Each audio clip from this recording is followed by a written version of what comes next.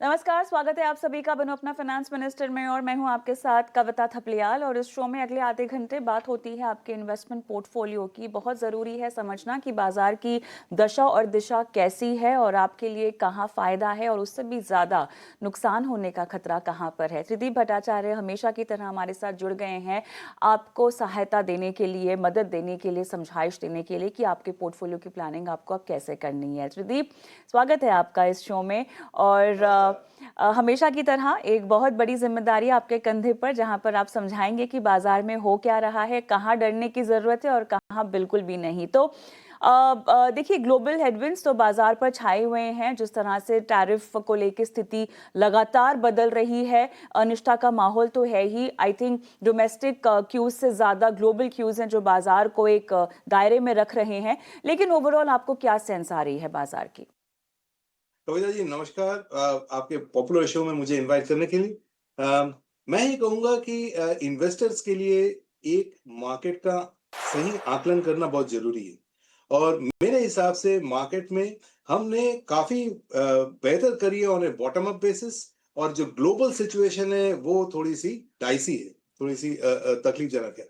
इसको थोड़ा-सा एक लेवल डीप में अगर चले, तो मैं ये करूँगा कि अगर आप डोमेस्टिक सिचुएशन को समझें, तो पाइएगा कि पिछले 2 साल में इंडिया में एक अर्निंग्स डाउनग्रेड साइकिल का वातावरण रहा, जिसके चलते ऑलमोस्ट अबाउट 12 से 13% अर्निंग्स काटे गए इंडियन कंपनीज के जो लिस्टेड हैं को बोर्सेस पे, स्टॉक मार्केट में। ये सिचुएशन चेंज होती दिखाई दे रही है। पहला अर्निंग्स अपग्रेड हमें दिखा सितंबर क्वार्टर में, जो पिछले के पिछला क्वार्टर था।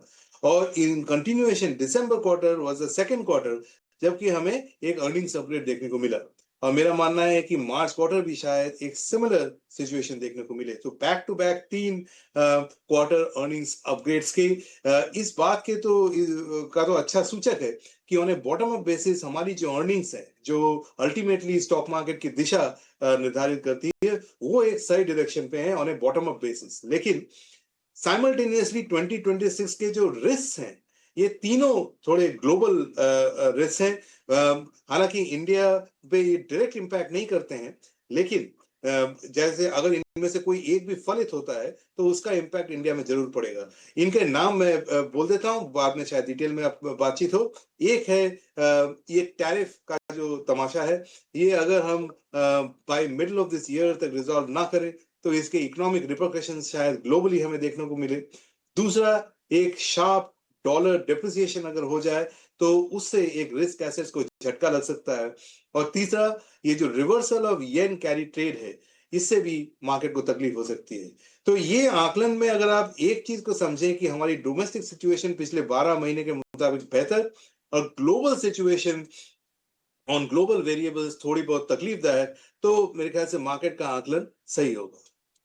ऑलराइट, अब ऐसे में कुछ चीज़ें हैं त्रिदीप जो हमारे कंट्रोल में है और बहुत सारी ऐसी चीज़ें हैं जो हमारे कंट्रोल के बाहर हैं, जैसे कि ग्लोबल नैरेटिव जो बनता हुआ दिखाई दे रहा है और जो दिक्कतें वहाँ से आ रही हैं। हमारे अब कंट्रोल में क्या क्या है? शुरुआत में जो तिमाही नतीजे गुजरे हैं उसके रिपोर्ट कार्ड से करना चाहती हूँ। बेहतरी की ओर हम बढ़ रहे हैं क्वार्टर अर्निंग्स को लेकर अब। जी, और ये एक अच्छा समाचार है इन्वेस्टर्स के लिए on a bottom up basis. वो इसलिए देखिए, अल्टीमेटली जो स्टॉक मार्केट होता है वो एक हम लोग कहते हैं कि it's a slave of earnings. जैसे अर्निंग्स एस्टिमेट्स करेंगे वैसे ही मार्केट्स की दिशा निर्धारित होगी। तो इस पॉइंट ऑफ व्यू से करीबन मिडिल ऑफ 2024 से करीबन सितंबर 25 तक एक हमारा अर्निंग्स डाउनग्रेड साइकिल का दारोमदार रहा, जहां कि हमने 12 से 13% अर्निंग्स काटे हैं, which is not good for growth. इसलिए मार्केट्स भी अगर आप देखें, हम रिलेटिव टर्म्स में ग्लोबली अंडर परफॉर्म किए और इन एब्सोल्यूट टर्म्स भी डामाडोल स्थिति रही। लेकिन ये सिचुएशन अभी चेंज होती दिख रही है। गवर्नमेंट ने काफी सारे स्टेप्स लिए, including GST reforms, oil price का नीचे गिरना, इन्फ्लेशन का नीचे गिरना। इन सब के को ध्यान में रखते हुए फाइनली सितंबर क्वार्टर और दिसंबर क्वार्टर, पर्टिकुलरली जो लास्ट क्वार्टर गया, इसमें हमें एक अर्निंग्स अपग्रेड देखने को मिला, राउंड अबाउट 1 to 2%, डिस्पाइट कि वो जो लेबर लॉ का जो कॉस्ट इम्पैक्ट था, ये एक पॉजिटिव ट्रिगर है मार्केट के लिए। हालांकि ये इस बात से थोड़ा सा क्लाउडेड है कि इसमें हमारी यूएस डील हो गई, फिर ईयू डील हो गई, इसलिए ध्यान मार्केट का चला गया मैक्रो सर्कमस्टेंसेस में। लेकिन अगर आप बॉटम अप तरीके से देखें तो दिसंबर क्वार्टर के नतीजे एक्चुअली एक्सपेक्टेशन से बेहतर रहे और हमें एक अर्निंग्स अपग्रेड का माहौल भी देखने को मिला। चलिए सेक्टर स्पेसिफिक बातचीत कर लेते हैं और यहाँ पर अब आईटी को लेकर कितनी दिक्कतें सामने आ रही है, भारतीय आईटी को लेकर। जिस तरह से हम एआई का एक पूरा ट्रेंड बदलता हुआ या दौर अगर मैं कहूँ वो आ चुका है। यूएस के बाज़ारों में उसका एक इम्पैक्ट है। एंथ्रोपिक ने तो यहाँ पे साइबर सिक्योरिटी में भी एक प्लग इन कर दिया है, जिसकी वजह से यूएस के बाज़ारों में उसकी वजह से अब हल्ला मच गया है। भारतीय आईटी इस चेंज के लिए कितना तैयार है? और क्योंकि जब भी बदलाव आते हैं त्रिदीप, तो वो थोड़े डिस्ट्रक्शन के साथ आते हैं। भारतीय आईटी में ये बदलाव पहले के बदलावों के मुकाबले कितना डिस्ट्रक्टिव होगा, कम या ज़्यादा? और अगर कोई पैसे लगाकर बैठा हुआ है, लॉन्ग टर्म स्टोरी कंसिडर कर रहा है इस चेंज को, तो कितना पेशेंस उनको रखना पड़ेगा? जी, ये बहुत अच्छा सवाल आपका। पहली चीज मैं ये कहूंगा कि ऐसा दौर आईटी और ग्लोबल टेक लैंडस्केप में बारंबार पिछले 20-25 साल में आते रहे हैं। इसलिए ये कोई नई बात नहीं है।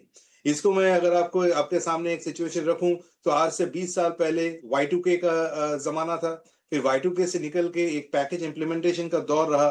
फिर software as a service SaaS की बात आई। फिर उसके बाद क्लाउड का ट्रेंड बना और अभी इन दैट कॉन्टेक्स्ट एआई।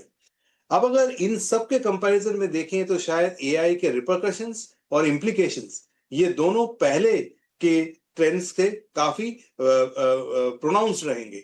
और इसलिए जो कंपनीज को, चाहे वो सॉफ्टवेयर कंपनीज हो, चाहे वो सर्विसेज कंपनीज हो, और मैं तो कहूंगा ब्रॉडर बिजनेसेस को अपने आप को एडजस्ट करना होगा, तो वो सारे एडजस्टमेंट बहुत मीनिंगफुल होने वाले हैं। मेरे ख्याल से लेकिन नेट नेट आईटी सर्विसेज की जरूरत तब भी थी, पहले भी थी, अभी भी रहेगी। लेकिन जो स्किल सेट की जरूरत पड़ेगी वो पहले से थोड़े भिन्न रहेंगी। इसलिए द आईटी सर्विसेज इंडस्ट्री के बारे में जो आपने पूछा, इंडियन आईटी सर्विसेज सेक्टर को अपने आप को इस नए ढांचे में ढालना होगा। उसके लिए कुछ समय लगता है, उसके लिए कुछ स्किल सेट में इन्वेस्ट करने की जरूरत है, जो मेरे ख्याल से अगले कुछ क्वार्टर्स में आपको आईटी सर्विसेज में देखने को मिलेगा। So IT services is here to stay, लेकिन स्किल सेट्स अलग होंगे, उसको डेवलप करना होगा। एग्जिस्टिंग इन्वेस्टर के लिए ये वाला एडजस्टमेंट का दौर कभी भी आसान नहीं होता है। उसको पेशेंस के तौर पे अगले 2 या 4 क्वार्टर तक इनको सी थ्रू करना होगा। और but on the other side, इससे पहले की जो ट्रेंड्स मैंने गिनाए हैं, हर जगह आईटी सर्विसेज एक अपने रिन्यूड स्ट्रेंथ से उभर के आया है। मेरी उम्मीद है कि इंडियन आईटी सर्विसेज इस बार भी वैसा ही करेंगे, लेकिन थोड़ी समय देना होगा उनको एडजस्ट करने के लिए। चलिए, अब ऐसे में ओवरऑल आईटी को लेकर आप कैसे प्लेस्ड हैं? Large cap, mid cap IT कहाँ पर, अगर किसी को मान लीजिए बहुत हिम्मत चाहिए वैसे इस तरह के माहौल में पैसे डालने के लिए, अगर कोई ये हिम्मत जुटा पाता है तो कहाँ लगाए अपने पैसे? जी।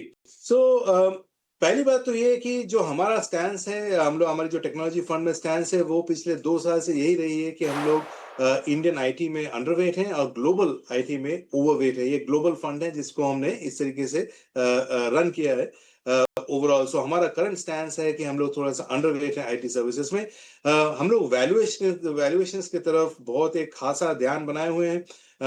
वैल्यूएशन जैसे ही हमें एक्सट्रीम होता हुआ नजर आएगा अगले 1 से 2 क्वार्टर में, हम जरूर उसका, हमारे जो वेटेजेस हैं उसको ऊपर की तरफ ले जाने की कोशिश करेंगे। हमें पूरी तरीके से इस बात की इल्म है कि गुड न्यूज और अच्छे वैल्यूएशंस दोनों साथ में नहीं आते। जब बैड न्यूज होता है तभी वैल्यूएशंस बेहतर होते हैं और तभी इन्वेस्ट करने का अच्छा समय होता है। सो मैं ये कहूंगा कि धीमे धीमे we are progressing in that direction. हमारी वैल्यूएशन की तरफ खासा नजर है। अभी valuations are 10% lower than 10 year average. थोड़ा सा और नीचे जाने की हो सकता है कि गुंजाइश है, बट सूनर देन लेटर ऐसा समय आ जाएगा कि जब हमें इन्वेस्ट करने के लिए वो सही समय होगा।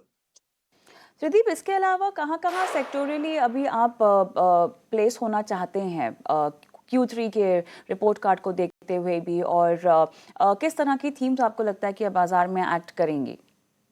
मेरे हिसाब से एक जो डोमिनेंट थीम मुझे अभी नजर आती है वो है फाइनेंशियल सर्विसेज, और इसका जो मूल ट्रेंड है, जो लीडिंग वेरिएबल है, वो है क्रेडिट ग्रोथ। अगर आप क्रेडिट ग्रोथ को पिछले 2 साल से देखें तो जून जुलाई 24 में पीक होने के बाद राउंड अबाउट 18 to 20% ग्रोथ पे वो एक बॉटम आउट हुई लास्ट ईयर सितंबर दिसंबर क्वार्टर में एट अबाउट 6 to 7% ग्रोथ।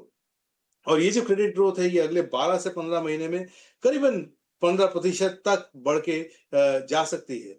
ये जो ट्रेंड का एक बेनिफिट होगा, ये फाइनेंशियल सर्विसेज सेक्टर को बहुत भरपूर तरीके से देखने को मिलेगा। इसलिए हमारे पोर्टफोलियोज में भी हम ओवरवेट हैं, और सब सेगमेंट्स में भी ओवरवेट हैं इन दिस ट्रेंड। ओवरऑल हमें लगता है कि जब क्रेडिट ग्रोथ बढ़ती है, it's equivalent to top line growth एक सेक्टर का, और जब टॉप लाइन ग्रोथ बेहतर होती है तो उसके मार्जिन्स और प्रॉफिटेबिलिटी भी बेहतर करने लगते हैं।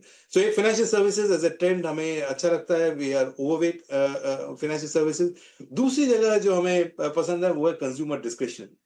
कुछ हद तक कुछ सेगमेंट्स कंज्यूमर डिस्क्रिप्शनरी के ऑलरेडी बेहतर किए हैं, जैसे ऑटोज, पर हमें लगता है कि अब थोड़ा ये ब्रॉड बेस होगा, और 2026 में एक नया कैटलिस्ट आ सकता है जो कि 8 सेंट्रल पे कमीशन है। वो जब भी आएगा कंज्यूमर डिस्क्रिप्शनरी सेक्टर के लिए एक अच्छा ट्रेंड होगा। एक 20 to 30% सैलरी बूस्ट हो सकती है सेंट्रल गवर्नमेंट एम्प्लॉयज के लिए। अगर वैसा हो तो कंजम्पशन सेक्टर को एक बेनिफिट मिलेगा। सो ये दो सेक्टर्स हमें लगता है कि एक अच्छा करने की उम्मीद है।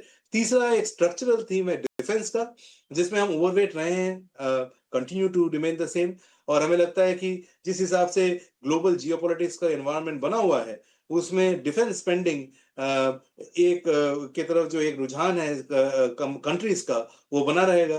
और इंडिया में भी वैसे ही सिचुएशन देखने को मिलेगा। तो ये 3 सेक्टर्स मैं बोलना चाहूंगा जहां पे हम ओवरवेट हैं। और राइट रणदीप, हमेशा जब भी आपसे बातचीत होती है काफ़ी कुछ सीखने को मिलता है दर्शकों को, और एक क्लियर कट टेक अवे मिलता है जिसके ज़रिए वो अपनी पोर्टफोलियो को लेकर स्ट्रैटेजीज बना सकते हैं। शुक्रिया एक बार फिर से जुड़ने के लिए हमारे साथ आज। नमस्कार। चलिए, इसी के साथ वक्त हो गया एक छोटे से ब्रेक का, लेकिन जल्द लौटेंगे। और इस बीच अगर आप भी हम तक पहुंचना चाहते हैं, अपने सवाल हम तक पहुंचाना चाहते हैं, तो व्हाट्सएप नंबर स्क्रीन पर फ्लैश हो रहा है, नोट कर लीजिए, सवाल भेज दीजिए। मिलते हैं ब्रेक के बाद।